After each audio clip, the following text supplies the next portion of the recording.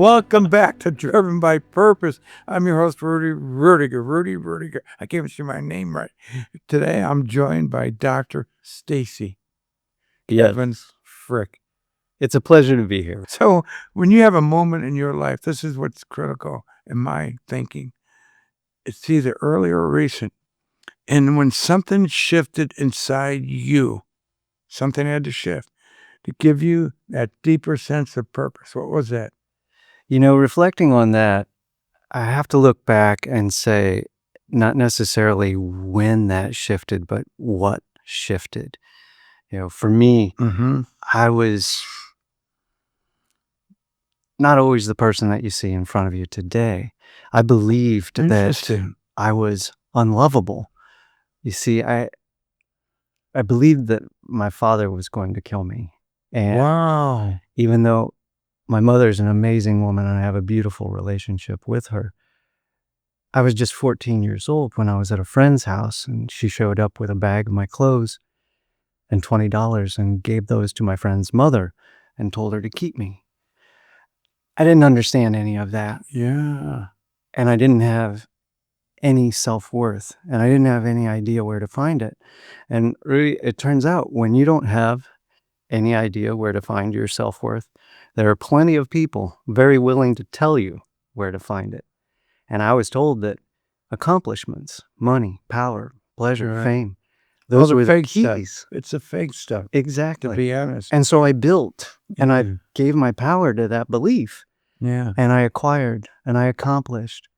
And then the moment came when I realized you can't fill the cup of self-abandonment from the faucet of accomplishments. Oh, wow. I love that. And that moment broke me.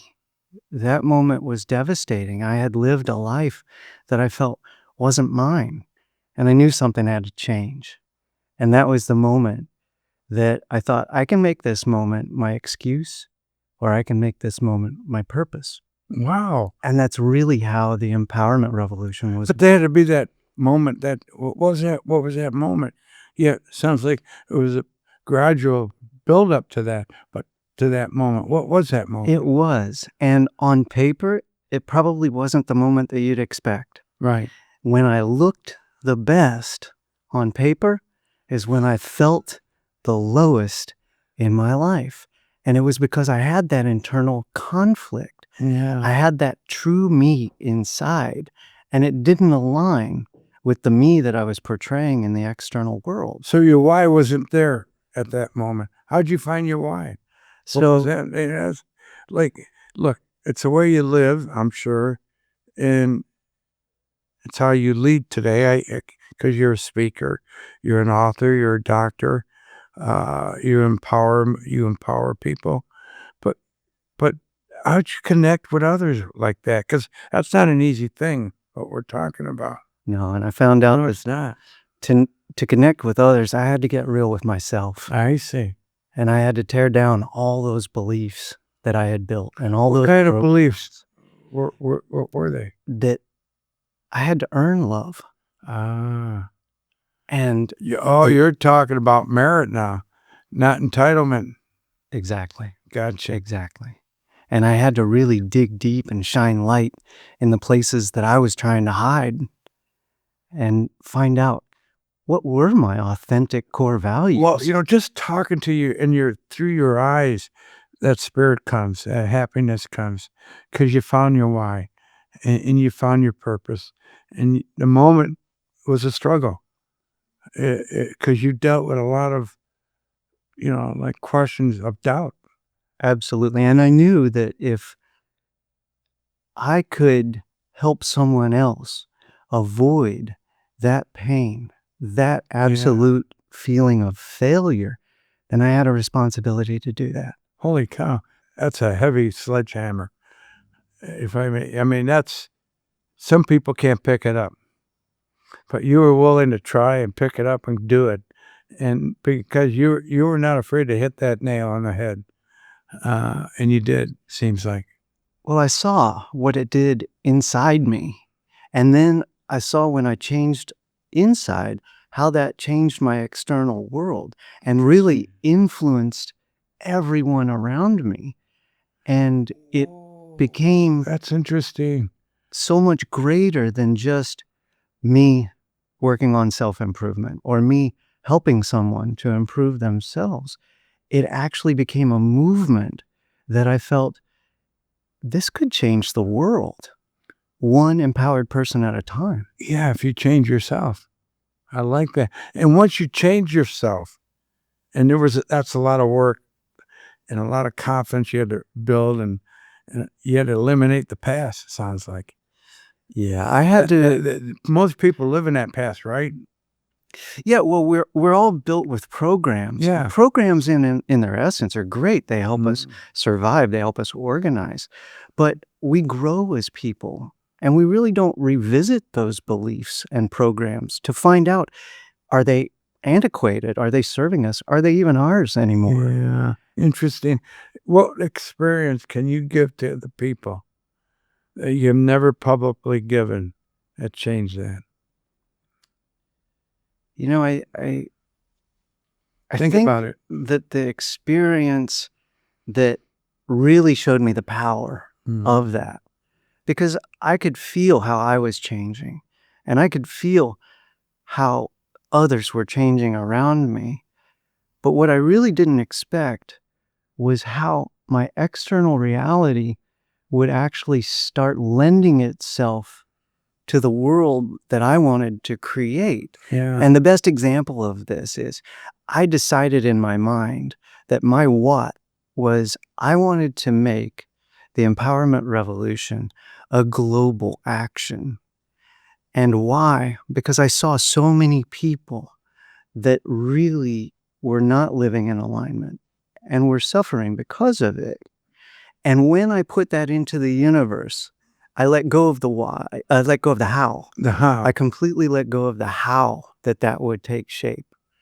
And what I found was I was working on myself at a conference in Dubai. Oh, wow. And I met an American living in Portugal that asked me to get together in Miami at an event that I had also been told to attend by someone in Colombia. And I went, and I was introduced by somebody else that was at that event that works in the space of global impact. Holy cow. Now, if you would have asked me to map out that how, Yeah. I never would have come up with You know, it's interesting. The why and the how has to come together somehow. And if you don't have the how is the why going to be accomplished? Right? Exactly. And the how is just a beautiful gift from the universe. It is. If you have your what and your why, you can let go of the how. A lot of people hear that why. You find your why. What does that really mean to people? How can you make it simple for people to understand? I think that the best way is clarification. You know, we've normalized speaking in vague terms. We say things to ourselves like, oh, that was a senseless act. Well, it wasn't senseless. It made perfect sense to somebody. But until we start addressing who that made sense to and why, we really can't get down to the clarity of how we can address it. So we need to stop giving those things a pass and really drill down into the clarity of what we want. I use this example all the time, and I don't know what higher power you believe in, but if you think of the universe or God as your supplier of your what and why, people say things like, I want more money. Okay, well, if God is your accountant, they can't write you a check for more money. They want a number, and they want to know why you're going to use it. And you may find out that that really isn't your why. And it really isn't what you're after. And when you really drill down and get clarity on those things, that's when you can let go of the how. That's interesting you say that. But there's one little bump in that, okay? The clarity of the why. But you need that, what you just talked about. You need it. So how do you bring the need and the why and the how and the purpose, bring that together? There's one thing confusing you is maybe you bought into that other area too much and then balance out the other areas. How do you do that? You really have to get vulnerable. Mm, You have to be honest with yourself. that's awesome. That's not an easy thing. That's more than a little bump. That's a huge barrier. Vulnerability. And vulnerability takes courage because it's a painful Oh, I process. love that. Yeah, courage. I love that because your character. I know when you hit a bump, do you have the courage to continue? Do you have the character to continue? Do you have the commitment to continue? But what stopped those three things from happening? What's the key to that pushes that through? You know, it's the unshakable faith that nobody has the ability to be you Right. better than you. That's our grounding. Because you've been through it with your father. I mean, boy, what you said earlier, boy, it kind of shook me up a little. I said, wow, how do you live with that? yeah, I had to get very honest about that. And I not only had to acknowledge it, I had to forgive it. So that was your challenge, your biggest challenge. In both myself and in him. Wow, wow, wow, wow. And you had to stay rooted in what you believe to get and stay with your why. So that was a difficult challenge for you as a human being. Absolutely. That was the greatest challenge that I've ever that faced. to me is like, and okay, you're a doctor. What kind of doctor? So I practiced medicine for over 20 years as a veterinarian. No way. I love that. You're a vet. They're the best because there's unconditional love with those animals. And you got to have people around you that have that unconditional love and that animal as your best friend. Boy, being a veterinarian, boy, God bless you for that because that's the biggest gift God has given us are those wonderful animals. And sometimes we don't appreciate them. They taught me a lot. And, something you said really resonates with me. Unconditional love. Yeah. And the unconditional love that I got from animals taught me so much. And it taught me that that unconditional love has to start with me. Boy, that's so, and they helped you uncover that purpose. Absolutely. How do you ask that question to someone to help them uncover their purpose? What question do you wish to ask someone that you want to ask someone that has asked you earlier in your journey? How do you ask that person? What question do you ask? I think about this in a way that takes me back to where I was in that moment. And to be honest, there weren't a lot of questions that I could have been asked that I wouldn't have seen as a direct challenge to what I was doing. Yeah, that's pretty awesome. And I think that the question that if I were to have been asked would have actually stopped me and made me start a conversation with myself would have been, what am I pretending not to know? Because inside we all know ourselves. We all know our truths.